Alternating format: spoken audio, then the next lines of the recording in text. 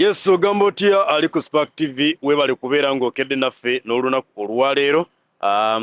Watuyimiridde wano mu kitundu kyo programu eno bagita Spark ku makya Monday to Friday saa 12 paka saa 3 ez'okumakya.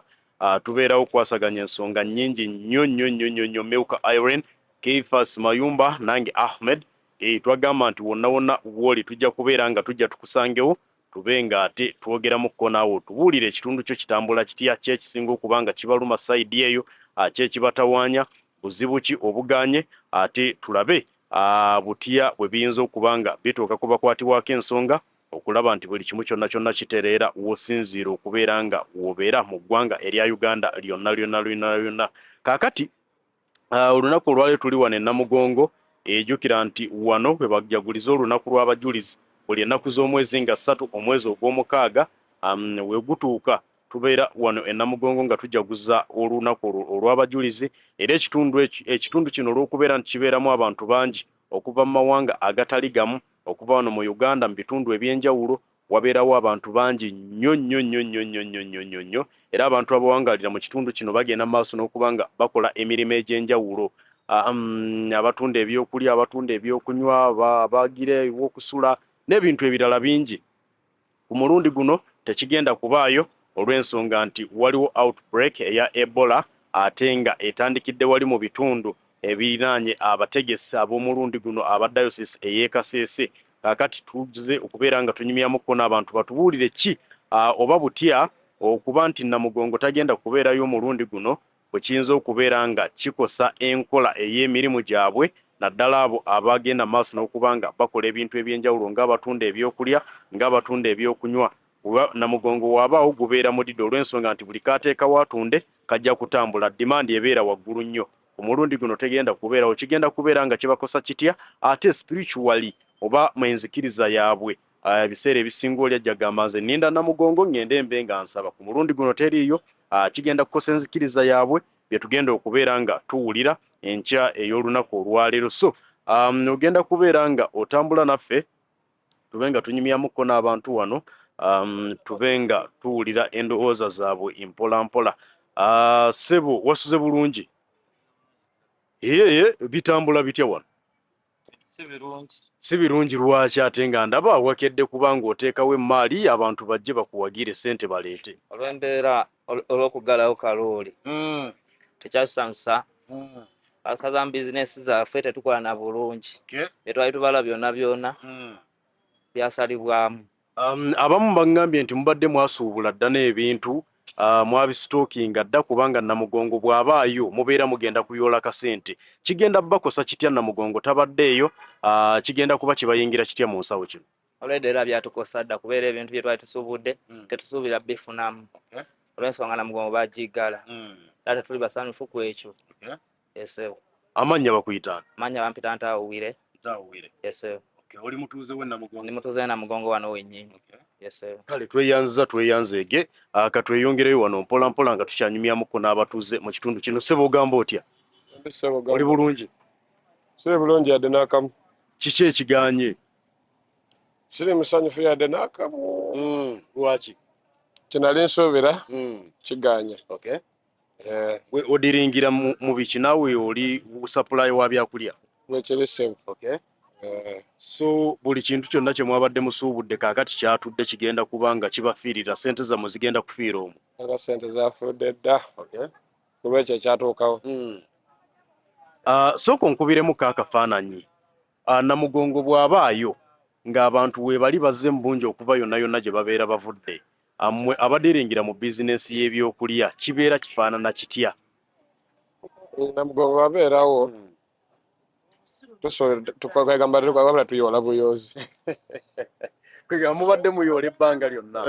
Tuyoola buyoozi, so kintu ekyatukozesaamuko kutwaliza owamu. Amannya gaffe? Amannya mpitibwa Nsaada Hassan. Tweyanzeege. Chief ogamba otya wasuze bulungi? Nasuze bulungi ssebo. Weeyagala? Wendi. Bitambula bitya? Saawa zino kati ebintu byesibyemu. Byesibye? Kubanga okuva twawulira amawulire ng'omukulembeze agaddewo okulamaga, ebintu ne byesiba. Kubanga kwatuukanga Weekote ng'abantu bangi Yes.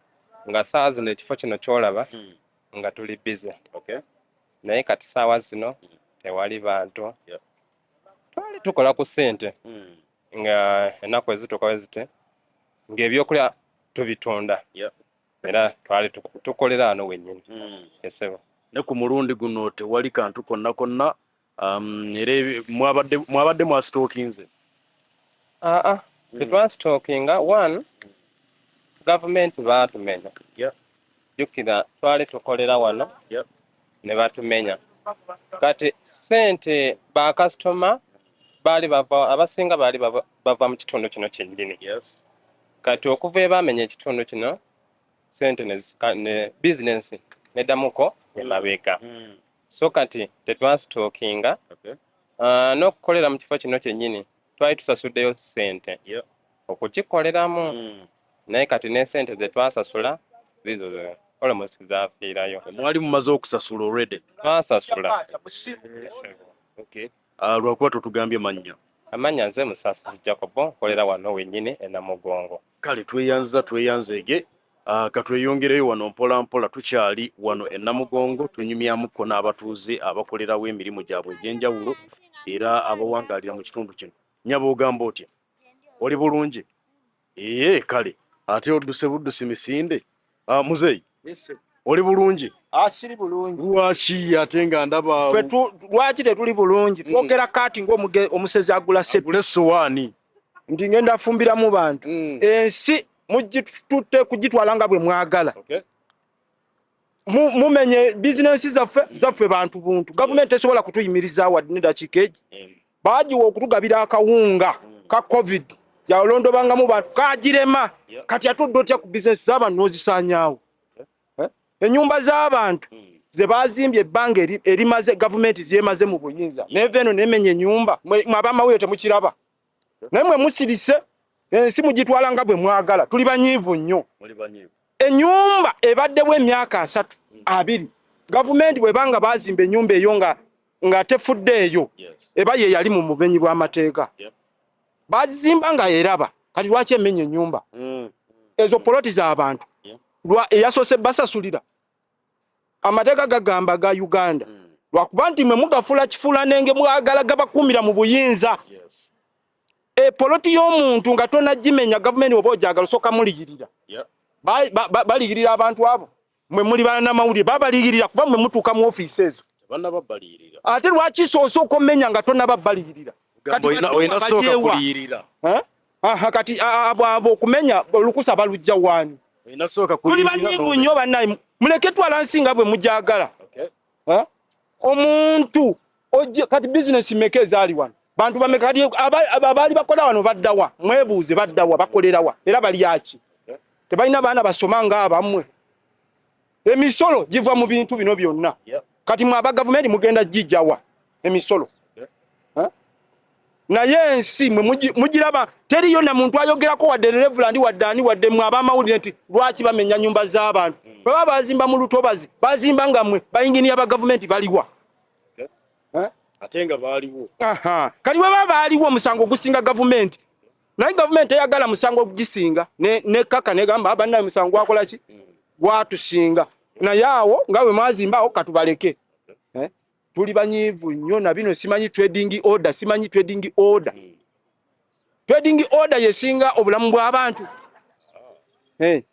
Andi waliwo amateeka agabeerawo nga bwe mwakwata ku ssemateeka okujjako ekisanja. Neyo trading order we babeerawo abakola ku makubo mwali balese. Ne mugamba neyo katugikwateko abakolera ku makubo bagakolereko. Nkiddamu tuli banyiivu. Amanya gafu. Amanya nze Kozala Fred Kabina Kankima. Kali tweyanzege.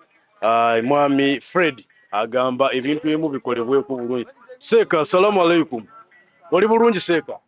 Ndaba leero oyina just ennyama ntono kivudde kuba nti Namugongo abantu tebazze oba? Ate abantu bazze. Abantu tebazze. Sooka Seeka otukubiremu akafaananyi katono nnyo. Namugongo abantu bwe babeera nga bazze osobola okutunda ennyama yenkana ki? Ennyama tutunda nnyingi oba tebazze bye biriwo kati byolaba. N'abantu babasenda ne gye tulinawo tetulina we tugitunda. Oba abantu babasenda kati yiyo yajjo gye tutunda ssaawa zino. Kitegeera. ati nze n'ebyokwogera ku gavumenti byantama. Gamba buli omu abeezaawo munne nti abakyala abafumba emmere wali be bajja ne bagula egundi ate abatunda awo ebintu bye batuwa ne balya. Era ennyama tutundira ddala ewera mu kalooli, kati kalooli yavuddewo tewali kiddako. Tuli awo bwe tutyo nga bw'otulaba. Gavumenti tetukyalina kyakwogera, yaggwawo baatugamba bakola trade order. Twali tumanyi bajjawo bakukkubo. Kati eyo trade order ekola kya just waliwo ali behind the scene ajjawo ki ajjawo ebintu ndowooza kioski zaamutamada bagende mu bizimbe byabwe batwagala mu bizimbe byabwe tetulina kyabakolera. Tuli wano mu bitundu by'e Namugongo wano tuli mu kunyumyamuko n'abatuuze abakolerawo emirimu bakolera ddala emirimu egy'enjawulo ate nga omanyi nti ekifo kibeera n'abantu bangi babeera era batraktinga abantu bangi buli alina omulimu gonna gwakola abeera ajja kubanga akola mpola mpola. Papa wasuze bulungi bitambula bitya Mpola nakati chapati ya mekeno ya 10 lwokka gatuseera chapati ennene bweti n'ogitunda 10 lwokka lwaki toyongeramu eky'ebitaano waakiri tebasobola zirya abantu baavu lwaki embeera ebanyiga okay awuli butereevu ku Spark TV program Spark ku makyamannya gafu Eric Makwasi Namugongo abantu bwe banga bazze oyinza kutunda katoni mmekeza kuba katoni mmekeza chapati olunaku ate nga baze kuvaawa nga okulamaga nga bazze okulamaga katoni nnya kati essaawa eno ne katoni emu teggwawo kitegeeza kati oli mu loosi zokka mw'okolera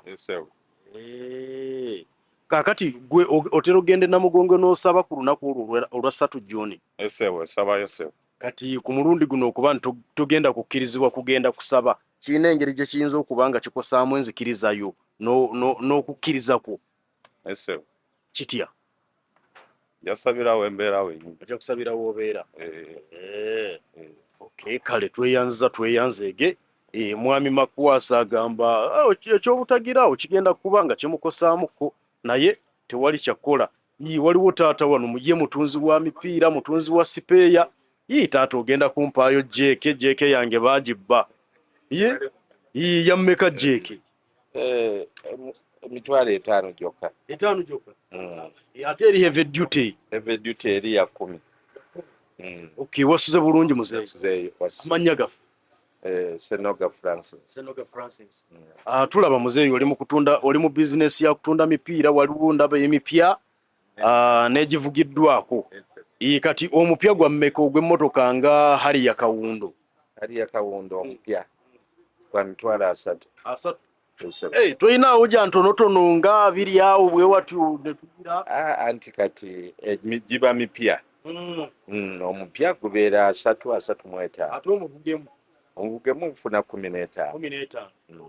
Okay muzeeyi tulaba nti okusinziira ku bwenda bw'obadde e Namugongo wano okumalira ddala ebbanga okuba nti olunaku olwaleero abantu tebagenda kujja mu kifo kino okulamaganga bulijjo bwe babadde bajjanga kiyinza kubanga kikosa kitya enkola y'emirimu naddala mu abantu abawangaalira wano era abakolerawo kubanga ennaku zonna obadde oziraba nga bazze ne lwe batazze kikulu kale kikosa abantu ababadde bataddemu ssente zaabwe mu bifo babadde bataddemu ssente zaabwe nga basuubira okukola kuba bapangisa ebifo ne basobola okukola naye kati kyabakosezza nnyo abamu babadde bataddeko deposit nga basibyeko ku bifo ebyo naye kati tekitaba wonna kikoseza wonna naye nga tetulina kyakukola Ebola bw'abazze buba bulamu bwe bukulu kubanga si ssente kyekikulu wabula bulamu kati awo okutaasa obulamu kyekikulu si ssente kuba ssente zikolebwa olinaki oli mulamu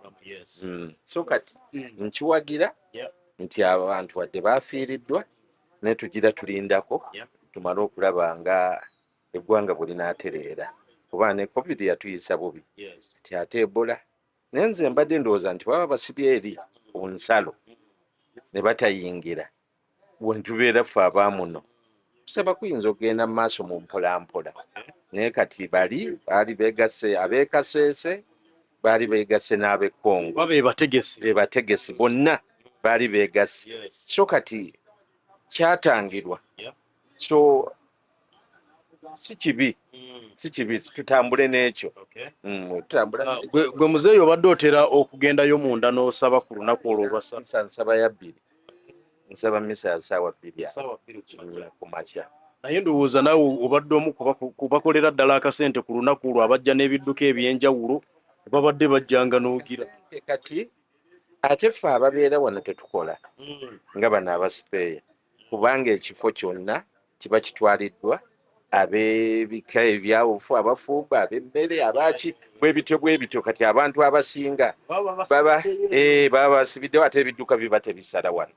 So kati ffe abasipeeya naffe tuggalawo mu nnaku nga 5-6 tuggalawo ebifo tetubirekera bano abakola ki abatunda ebyokulya byonna ebyo bwe bityo tubireka nabo ne olunaku ne benjoyinga embeera ne bitambula bwe bityo.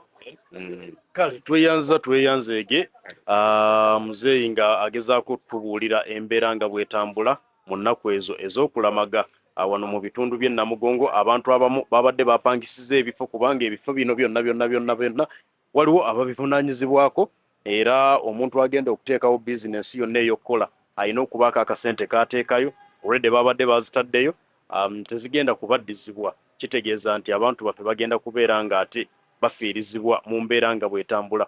Sigenda kubeera nga nsukkawo wano, ngenda kubanga nkwerekereza tuddemu okukwatagana olunaku olw'enkya. Ngenda kuzza mu studio ewali Kifas ne Myuka babe nga bakwongera ne program eya Spark ku makya. Nze Ahmed Wahab ndi wano e Namugongo we tusinzidde okulaga embeera nga bwegenda maaso n'okuba ng'etambula. Tova ku Spark TV